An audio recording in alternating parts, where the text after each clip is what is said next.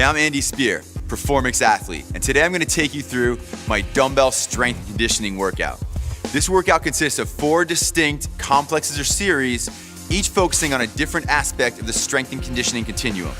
We start out with the power and strength complex, then we work in a hypertrophy series, then we focus on a core series, and then we finish with a conditioning complex.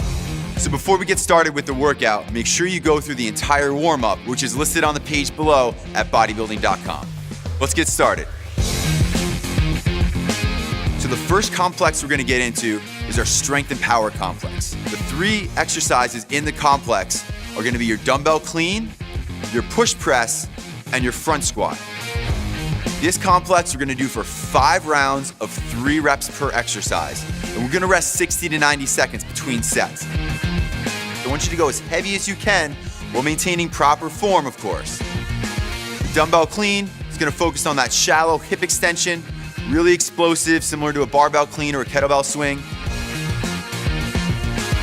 The push press, now we're going overhead, focusing on explosive movement, really keeping the core tight and getting that nice lockout in the overhead position.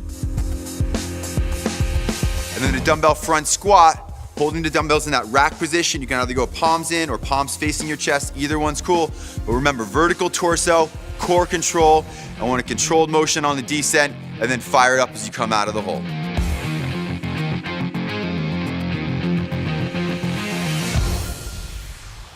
The next step in this workout is the hypertrophy series. So we're gonna work in 4 sets of 10 per exercise. That's right in the middle of that hypertrophy continuum. You're gonna go through each exercise back to back and then take about 60 seconds rest before you go back and start it over again.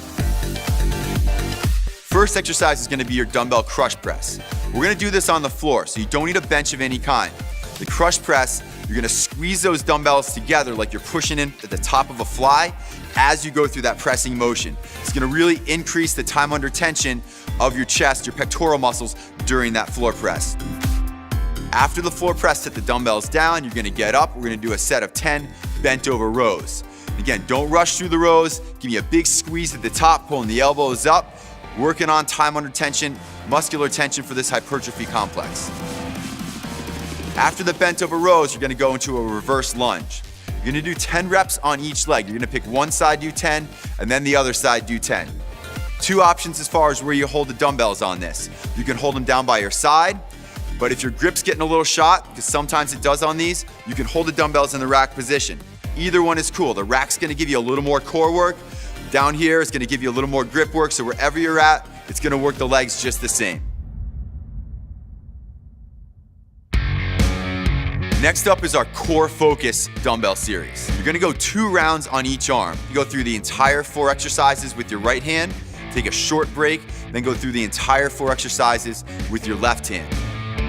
We're gonna start out with a dumbbell snatch. One of my favorite exercises to work some explosive movements, but also what it does is gonna get you a little out of breath. One of the most crucial times to be able to control your core and posture is when you're breathing heavily.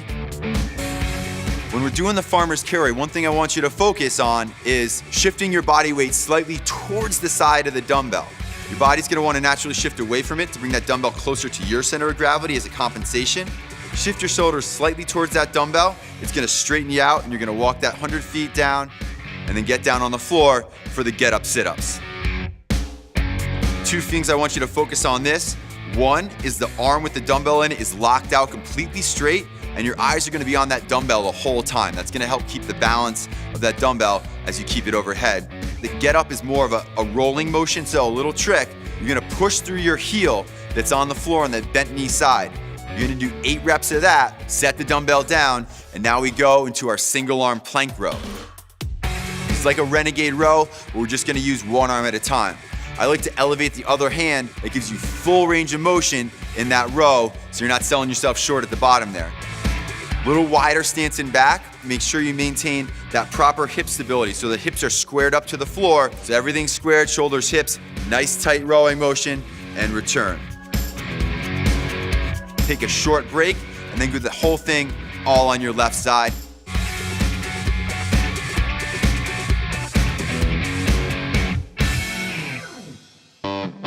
Conditioning complex, you're just gonna go through 2 rounds of this. First exercise, a split stance alternating hammer curl. The split stance position I want to put you in here, that back leg's going to be extended a little further than you would be in a normal split squat position, but we're still going to work that back glute tucked under and fired, and abs really, really tight, as we want to keep that torso very vertical the entire time. 20 reps, 10 each arm of an alternating hammer curl. Switch the legs. You're going to go immediately into an alternating shoulder press. We're gonna keep that grip neutral, so palms in the whole time. No need to rotate at the top. We want these moving at a pretty quick clip, but maintaining good form and posture, of course. After you finish the 20 reps of the alternating shoulder press, dumbbells come back down to your side. We do 20 split switches. Now we're gonna switch our right leg in front to our left leg from that split stance back and forth. Couple cues on this. Again, I wanna maintain that vertical torso. And also, I want you to try to keep your hips as low as possible, so we're not jumping up and down off the floor. They'll move a little bit, but the idea is to move your feet as quickly as you can back and forth, rather than getting that vertical elevation off the floor. When you finish that, we come back to a squared up stance, feet hip width apart, and we finish with 10 squat curl to presses. So it's gonna be a squat, hammer curl, and press overhead for 10 reps.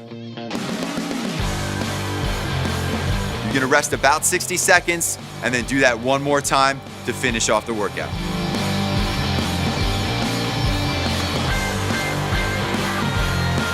Use this workout to improve really your overall strength and conditioning. Program it in twice a week, giving at least 2 rest days between each workout. Do that for 3 weeks. If you like the results, you can tack on another week or 2, maybe increase the loading or decrease your rest time in between work sets to keep making some gains on it.